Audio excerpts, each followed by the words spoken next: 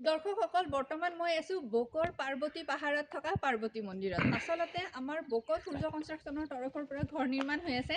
আমি আজি আচলতে সাইট ভিজিটত আহিছো, আমাৰ ইঞ্জিনিয়াৰো আহিছে, কিন্তু আমি সাইট ভিজিট কৰিব যোৱাৰ আগতে প্ৰথমতে আহিলো এয়া বকৰ পাৰ্বতী পাহাৰত থকা পাৰ্বতী মন্দিৰত। ইমান ধুনীয়া ঠাইখিনি, সঁচাকৈয়ে দেৱীৰ বসতি, মোৰ ভাষাৰে অভাৱ এই ঠাইখিনিনো কেনেকুৱা বৰ্ণনা কৰিবলৈ। খুব ভাল লাগিছে আহি, আৰু বকবাসী ৰাইজক বহুত বহুত ধন্যবাদ ইমান সুন্দৰকৈ এই ঠাইখিনি ৰখা বাবে। আৰু আমি পাঠশালাৰ পৰা আহিছোঁ, ৰাতিপুৱা 9 বজাতে আহিছোঁ, এতিয়ালৈকে সেই সাইট ভিজিট কৰিব গৈয়ে পোৱা নাই, গৃহস্থ ৰখি আছে। একেবাৰে প্ৰথমতে আহি এয়া মাৰ আশীৰ্বাদ ল'লোঁ, আৰু মায়ে যাতে ভৱিষ্যতেও বকত আমাৰ এই ধৰণে সূৰ্য কনষ্ট্ৰাকশ্যনৰ কাম মানে নিৰ্মাণ কাৰ্যৰ কাৰণে আশীৰ্বাদ কৰে, সেয়াই প্ৰাৰ্থনা কৰিলোঁ মাৰ ওচৰত, যাতে আমি বকলৈ এই ধৰণে আহিয়ে থাকিব পাৰোঁ। আৰু বকলৈ আহিলে নিশ্চয় এয়া মাৰ মন্দিৰলৈতো আহিমে। খুব ভাল লাগিলে আহি। আৰু বকৰ পৰা কোনোবা মোৰ ভিডিঅ' চোৱা দৰ্শক আছেনে কমেণ্ট কৰি ক'বচোন, জানি ভাল লাগিব। আৰু এটা কথা কওঁ, আপোনালোকৰ বকখন কিন্তু খুব ধুনীয়া, তাতে আৰু এয়া আমাৰ জাগ্ৰত মন্দিৰ আছে, সঁচাকৈ দেৱীৰ বসতি। এয়া খুব ধুনীয়া।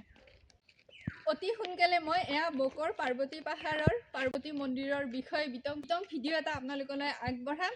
এতিয়া বৰ্তমান এয়া সুন্দৰ পৰিৱেশ আপোনালোকক দেখুৱালোঁ, খুব সুন্দৰ।